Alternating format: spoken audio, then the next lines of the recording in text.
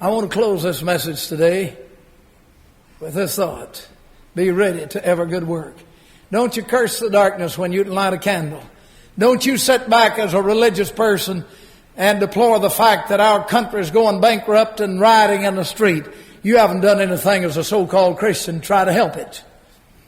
You've robbed God of the tithe. You haven't submitted to Bible baptism. You haven't filled the place on the Lord's day. You haven't done what you ought to do. Don't come back and tell me there's hands in this audience today that's colored with the blood of innocence. And I'm going to tell you something, people. When I preach straight, I preach straight. And I want you to get this now. When the Bible said that we're to abound in works, and if our faith does not produce works, then your faith is dead. And we might as well face it. And if your heart's not broken for this lost generation, our young people going to hell, nobody cares for them.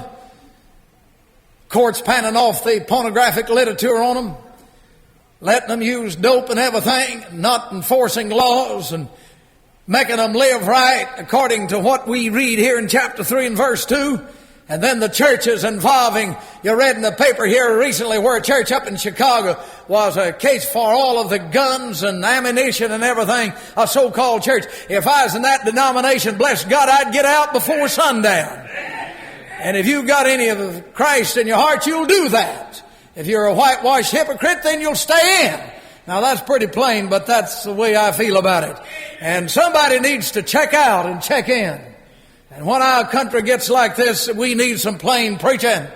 And for so-called church members to stand up and be counted for truth and righteousness. We are going to have to answer for this generation. And when we curse the darkness, so to speak, the spiritual declension, and we're not willing to sacrifice and to die, to have our hearts broken, then I don't believe we're saved. If we're saved, then we're willing to share that others may hear. And we'll love them until we brought them into the kingdom of God. I believe that Christianity is a sharing thing. And may God help us to share the love of Christ. It constrains us. I don't want anybody going to hell from Landmark Baptist Temple. Let's stand for prayer.